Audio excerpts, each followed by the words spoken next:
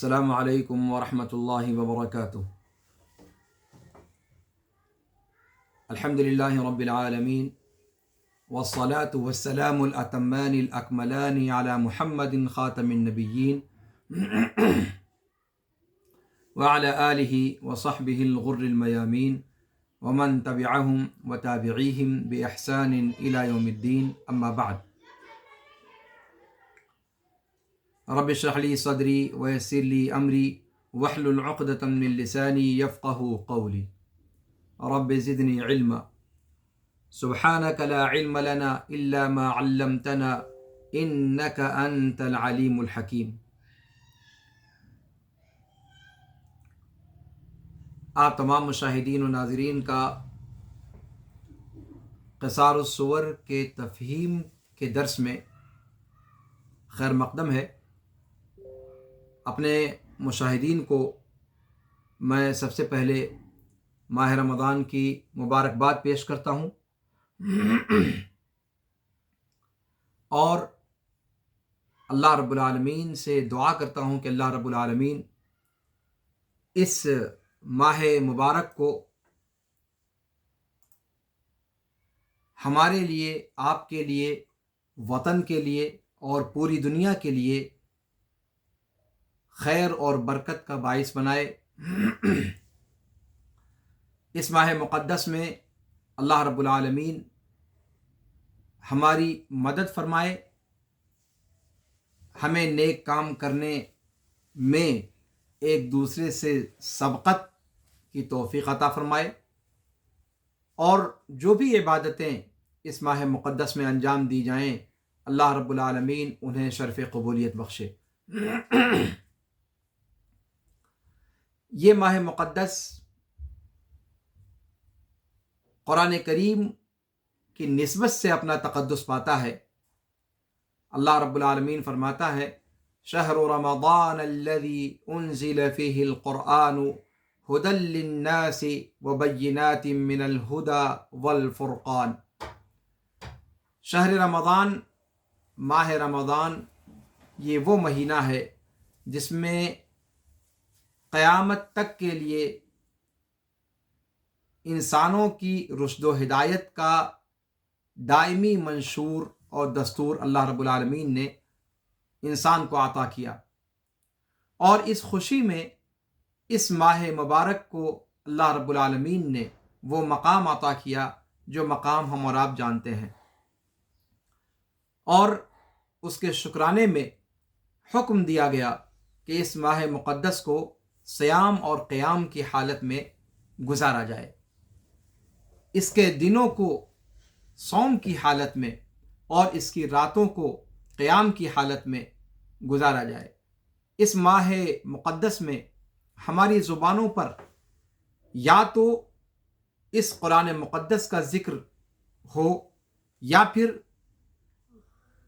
اللہ رب العالمین کے لیے عبادتوں کی انجام دہی میں اپنا وقت ہم لگائیں، اور عام ذکر و اذکار اور دعاؤں کے ذریعے سے اپنے وقت کو معمور کریں، آباد کریں، اور یا پھر روزے کی حالت میں اگر کچھ کہنے اور سننے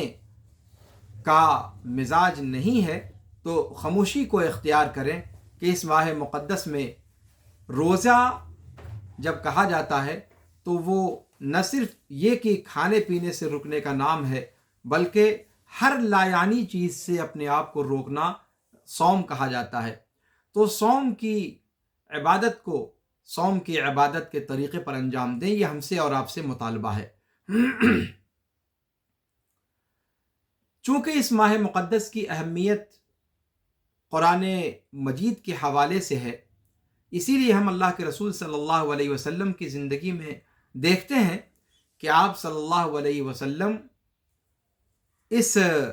مہینے کے آتے ہی چاق و چوبند ہو جایا کرتے تھے، اور آپ صلی اللہ علیہ وسلم نیکی کے کاموں میں ویسے ہی سباق تھے، لیکن اس ماہ مقدس کے آنے کے بعد آپ صلی اللہ علیہ وسلم کی نیک کاموں میں رغبت بڑھ جایا کرتی تھی۔ اور نیک کاموں سے مراد ہر نیک کام ہے، خواہ وہ نمازوں کا معاملہ ہو، روزوں کا معاملہ ہو، تلاوت قرآن کا معاملہ ہو، ذکر و اذکار کا معاملہ ہو، یا دعاؤں کے اہتمام کا معاملہ ہو، یا پھر عام لوگوں کی دستگیری اور صدقہ اور خیرات اور لوگوں کے احوال پوچھنے کا معاملہ ہو۔ نیکی کے سارے راستوں پر اس مہینے میں خاص طور پر ایک مومن کو مہمیز ملتی ہے، اور وہ اپنے تمام کاموں کو اس مہینے کے اندر بطور خاص اہتمام دیتا ہے اور ان کو مزید در مزید احسن طریقے سے انجام دینے کی کوشش کرتا ہے۔ اسلاف کے واقعات کو پڑھنے سے اندازہ ہوتا ہے کہ اسلاف بھی ماہ مقدس کے آنے کے بعد وہ اپنے دیگر علمی دروس کو روک دیا کرتے تھے، اپنی دیگر علمی مصروفیات کو روک دیا کرتے تھے، اور اس مہینے کو صرف قرآن کے ذکر، قرآن کی تلاوت اور قرآن کے فہم اور تفہیم کے ساتھ خاص کر کے گزارا کرتے تھے۔ سفیان رحمہ اللہ اور دیگر تابعین سے اس سلسلے میں نصوص باقاعدہ مروی ہیں کہ وہ اپنے بقیہ دروس کو چھوڑ دیا کرتے تھے اور ماہ مقدس کو صرف قرآن کے افہام و تفہیم میں اور قرآن کے ساتھ قرآن کے مطالعے میں اور ذکر و اذکار میں وہ گزارا کرتے تھے۔ یہاں سے یہ بات ذہن میں آئی کہ کیوں نہ اس مرتبہ اس ماہ مقدس کی آمد کے ساتھ ساتھ ہم لوگ بھی ایک ایسا سلسلہ شروع کریں کہ جس میں اس قرآنی مہینے کی جو قرآنی اہمیت ہے، تو ان کی کچھ گھڑیاں ہم بھی قرآن کریم کے مضامین کو سمجھنے میں گزاریں کہ یہ اس مہینے کا سب سے بہترین مصرف ہے، سب سے بہترین وہ وقت ہے جو قرآن کریم کے افہام و تفہیم میں گزارا جائے۔ اور جب معاملہ قرآن سے جڑا ہوا ہے تو پھر قرآن کریم آپ جانتے ہیں کہ 30 پاروں پر مشتمل ہے۔ قرآن کریم کو اللہ کے رسول صلی اللہ علیہ وسلم کے زمانے ہی سے کچھ حصوں میں تقسیم کیا گیا ہے۔ ظاہر سی بات ہے پورے کا پورا قرآن درس میں اس مختصر مہینے کے اندر، ان متعین دنوں کے اندر ان کے بارے میں دروس کا سلسلہ جاری رکھا نہیں جا سکتا، لہذا یہ ضروری ہوا کہ قرآن کریم کے کچھ حصے کو متعین کر لیا جائے تاکہ کسی حد تک اس کے مضامین کی تفہیم عوام الناس تک پہنچائی جا سکے، عوام تک اس کی بعض صورتوں اور بعض جو آیات ہیں ان کے مضمون کو ان کے ذہنوں میں پیوست کیا جا سکے۔ اور یہاں سے یہ بات ذہن میں آئی کہ قرآن کریم کے کس حصوں کو لیا جائے۔ آپ جانتے ہیں کہ قرآن کریم الگ الگ حصوں پر مشتمل ہے۔ قرآن کریم کو اللہ کے رسول صلی اللہ علیہ وسلم کے زمانے ہی سے کچھ حصوں پر تقسیم کیا گیا ہے تاکہ تلاوت کرنے والوں کو آسانی ہو، اور سورتوں کے مزاج کے اعتبار سے ان کو ان کا نام دیا گیا۔ تو اس طریقے سے تقریباً 5 حصوں میں ہم دیکھتے ہیں کہ قرآن کریم کو تقسیم کیا گیا۔ سب سے پہلا حصہ ہے السبع الطوال، شروع کی 7 لمبی سورتیں۔ میں آپ کو سب سے پہلے ان کے نام بتلا دیتا ہوں اور پھر اس کے بعد پھر اس کی تھوڑی سی تفصیل رکھنے کی کوشش کروں گا۔ تو سبع الطوال یہ قرآن کریم کے مبدئی حصے کا پہلے حصے کا نام، پھر اس کے بعد مئین نمبر 2 پر ہے، اس کے بعد مثانی نمبر 3 پہ ہے، اور اس کے بعد پھر مفصل۔ تو سبع الطوال، مئین، مثانی اور مفصل، یہ قرآن کریم کی صورتوں کی تقسیم ہے جو زمانہ قدیم ہی سے ہمیں ملتی ہے، بلکہ اللہ کے رسول صلی اللہ علیہ وسلم کی ایک روایت بھی اس تعلق سے ملتی ہے۔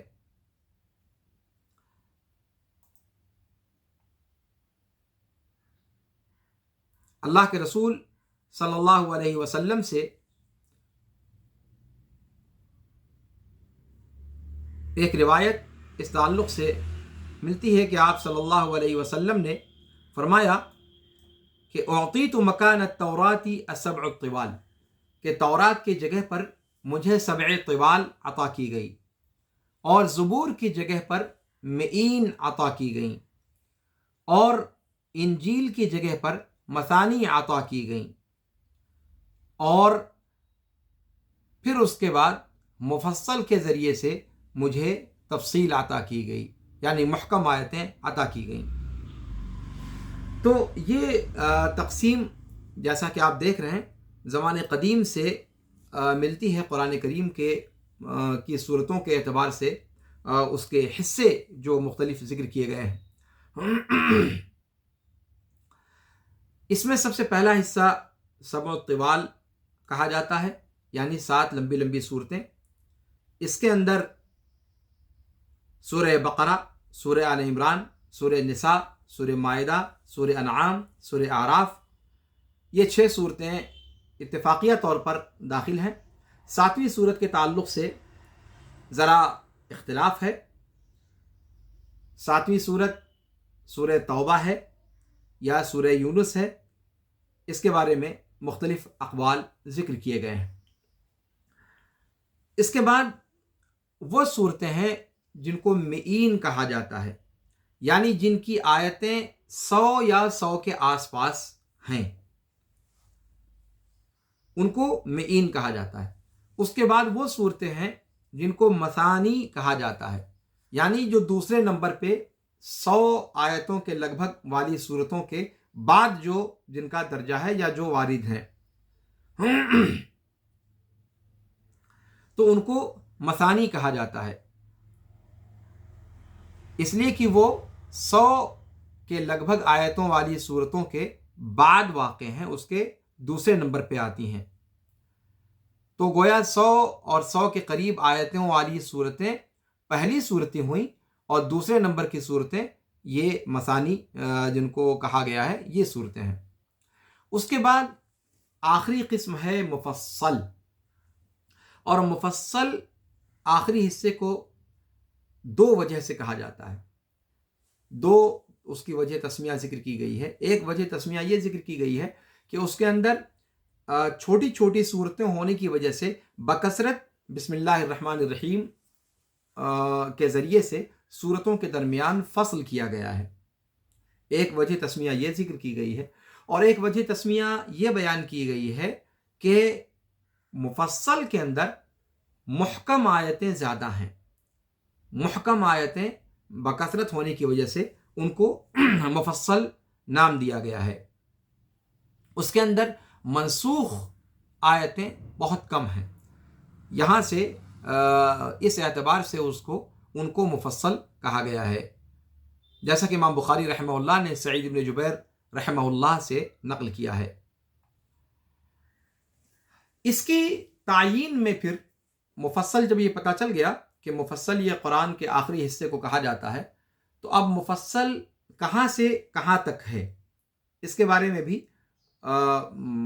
مختلف اقوال ملتے ہیں۔ تفصیل میں جزیات کے اندر اختلاف ہے۔ اس سلسلے میں ایک قول تو یہ ہے کہ مفصل کی شروعات سورہ قاف سے ہوتی ہے اور اختتام سورہ ناس پر ہوتا ہے، اس میں تو کوئی اختلاف نہیں، اور یہی قول زیادہ راجح قرار دیا جاتا ہے عام طور پر، اور بھی اقوال ہیں اس تعلق سے۔ اب اس کے بعد یہ تو پتہ چل گیا کہ سورہ قاف سے لے کر سورہ ناس تک مفصل ہے، لیکن پھر مفصل کو 3 حصے میں تقسیم کیا گیا ہے: طوال مفصل، اوساط مفصل اور قصار مفصل۔ یعنی ان مفصل صورتوں کے اندر بھی جو بڑی بڑی صورتیں ہیں ان کو طوال مفصل کہا جاتا ہے، جو درمیانی حجم کی ہیں ان کو اوساط مفصل کہا جاتا ہے، اور جو ڈھیر چھوٹی چھوٹی صورتیں ہیں ان کو قصار مفصل کہا جاتا ہے۔ اب طوال مفصل کہاں سے کہاں تک ہے، اور قصار مفصل اوساط مفصل کہاں سے کہاں تک ہے، اور قصار مفصل کہاں سے کہاں تک ہے، اس کے بارے میں بھی کوئی ایک قول نہیں ہے، مختلف اقوال اس سلسلے میں ذکر کیے جاتے ہیں۔ ایک قول میں آپ کے سامنے ذکر کر کے اور اپنی بات کو آگے بڑھاؤں گا کہ عام طور سے یہ کہا جاتا ہے کہ طوال مفصل یہ سورہ قاف سے لے کر سورہ نبا تک ہے، یعنی عما یتساءلون کے آغاز تک، اور اوساط مفصل یہ سورہ نبا سے لے کر سورہ ضحیٰ تک، اور قصار مفصل یہ سورہ ضحیٰ سے لے کر سورہ ناس تک۔ اس سلسلے میں اور بھی اقوال ملتے ہیں، لیکن چونکہ آپ کے سامنے ایک اجمالی مضمون پیش کرنا تھا، اس لیے اس کی تفصیل میں زیادہ داخل ہونا نہیں چاہتا۔ اب چونکہ اس مہینے کے اندر ایام محدود ہیں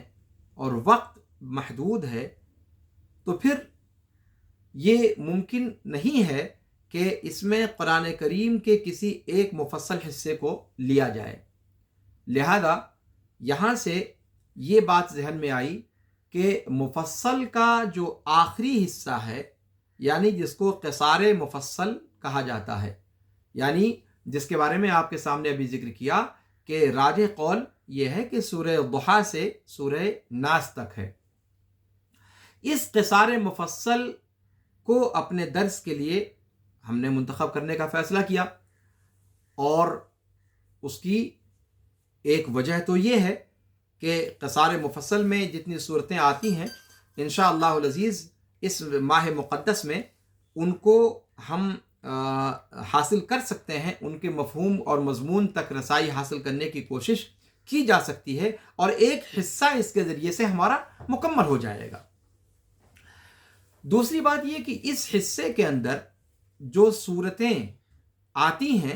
یہ وہ صورتیں ہیں جو عام طور پر لوگوں کو یاد ہوتی ہیں، عام لوگوں کو جو صورتیں حفظ ہوتی ہیں، اور عام طور سے اپنی نمازوں میں لوگ ان صورتوں کی تلاوت کرتے ہیں، اور حافظ نہ بھی ہوں تو وہ ان صورتوں سے آشنا ہوتے ہیں۔ اس اعتبار سے ان صورتوں کی تفسیر اور اس کے مضامین کو بیان کرنا، اس کی تشریح کرنا، یہ عوام الناس کے لیے زیادہ مفید ہے،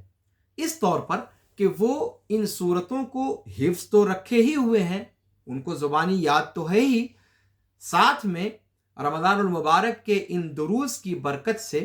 وہ ان صورتوں کے اجمالی مضمون کو کم از کم اپنے ذہن و دماغ میں بیٹھا سکتے ہیں، اور آئندہ جب وہ نماز پڑھیں گے یا آئندہ جب وہ ان صورتوں کی تلاوت کریں گے تو کم از کم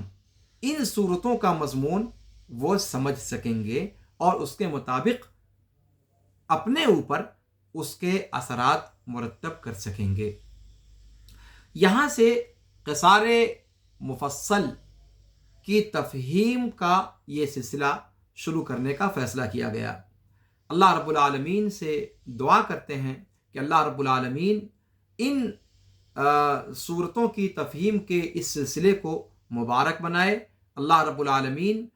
ان صورتوں کی تفہیم کے درس میں ہم جتنا وقت اس مہینے کے اندر لگائیں، اللہ رب العالمین قرآن کریم کے مدارسے، قرآن کریم کی تلاوت، قرآن کریم کے افہام و تفہیم میں اللہ رب العالمین ان کو شمار کرتے ہوئے اللہ رب العالمین ہمارے لیے اسے عبادت بنا دے، اور اللہ رب العالمین اس کو ہمارے لیے ذخیرہ آخرت بنائے۔ اب آئیے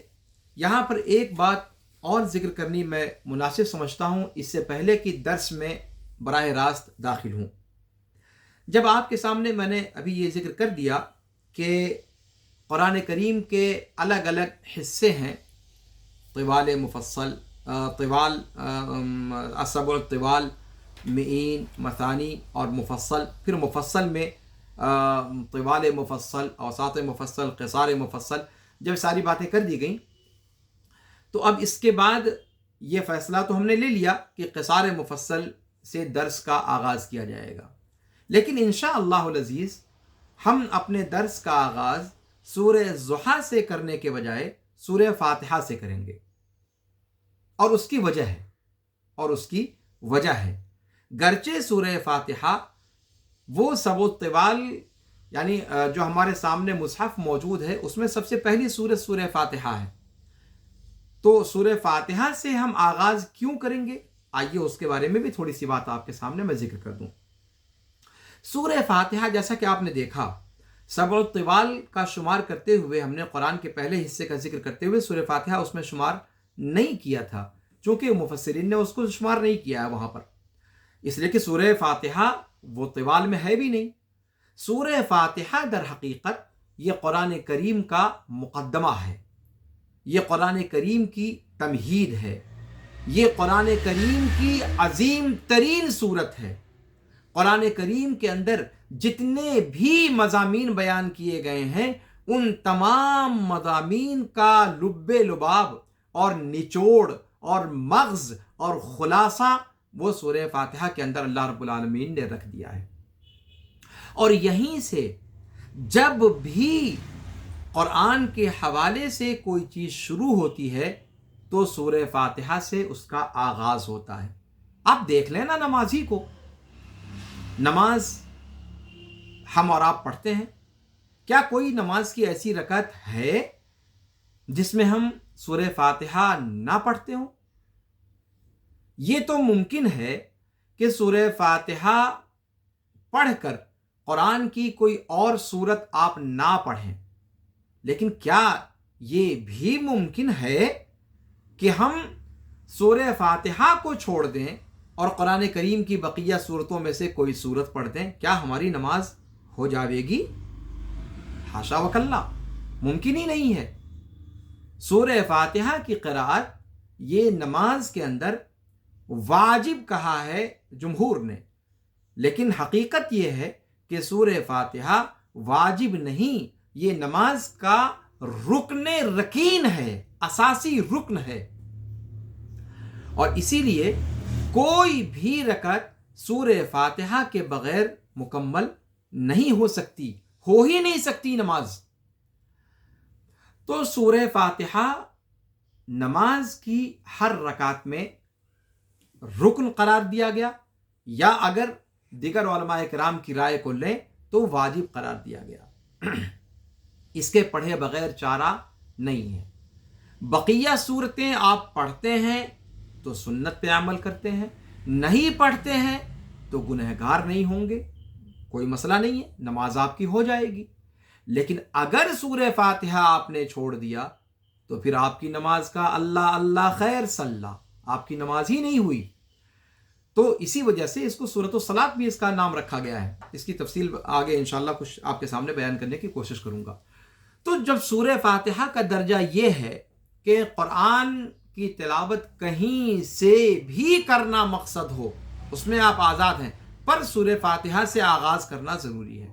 تو ایسے ہی جب ہم اور جگہوں پر قرآن کریم کی تلاوت کریں تو آغاز سورہ فاتحہ سے کریں. سورہ فاتحہ یہ قرآن کریم کا مقدمہ ہے، یہ قرآن کریم کے مضامین کا خلاصہ ہے، یہ قرآن کریم کا سر کہا جا سکتا ہے، قرآن کریم کا لب لباب کہا جا سکتا ہے.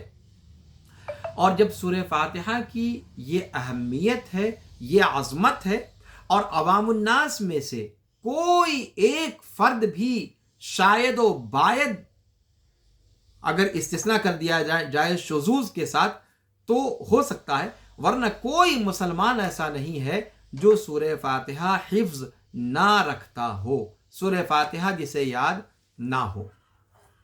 یہاں سے ہم لوگوں نے فیصلہ لیا کہ اس قصار مفصل کے درس کا آغاز ہم سورہ فاتحہ سے کریں گے. پہلے سورہ فاتحہ جو قرآن کریم کا مقدمہ ہے، پورے قرآن کے مضامین کا خلاصہ ہے، لب لباب ہے، نچوڑ ہے، جسے ہم قرآن پڑھتے ہوئے بھی پڑھتے ہیں، نماز پڑھتے ہوئے بھی پڑھتے ہیں، اور اپنے رقیے کے اندر بھی پڑھتے ہیں، اور جگہوں پر بھی پڑھتے ہیں۔ ان کو کئی جگہوں پر پڑھنے کا حکم آیا ہے۔ تو اتنی جو عظیم صورت ہے، اس عظیم صورت سے انشاءاللہ ہم اپنے درس کے ہم اس عظیم فضل کی وجہ سے اور اہمیت کی وجہ سے اس صورت کو اپنے درس کا بھی مقدمہ بنائیں گے، اور انشاءاللہ اس صورت سے آغاز کرتے ہوئے پھر اس کے بعد ہم سورہ ضحیٰ اور پھر اس کے بعد بقیہ صورتوں کی تفہیم کی طرف آگے بڑھیں گے۔ آج کا درس بس اسی پر ختم کیا جاتا ہے۔ اللہ رب العالمین سے دعا ہے کہ اللہ رب العالمین اس سلسلے درس کو ہمارے لیے مفید بنائے۔ اللہ رب العالمین قرآن کریم کے لیے ہمارے سینے کو کھول دے۔ اللہ رب العالمین قرآن کریم کی عظمت سے ہمارے سینوں کو بھر دے۔ اللہ رب العالمین اس قرآن کریم کے ساتھ ہمیں زیادہ سے زیادہ وقت گزارنے کی توفیق عطا فرمائے۔ اس قرآن کریم کو اللہ رب العالمین ہمارا سفارشی بنائے۔ اللہ رب العالمین اس قرآن کریم کو ہمارے خلاف سفارشی نہ بنائے۔ اللہ رب العالمین ان لوگوں میں سے بنائے ہمیں جن کے سامنے قرآن کا نور موجود ہوگا اور قرآن کی سفارش موجود ہوگی، اور اللہ رب العالمین اس کے ذریعے سے ہمیں اس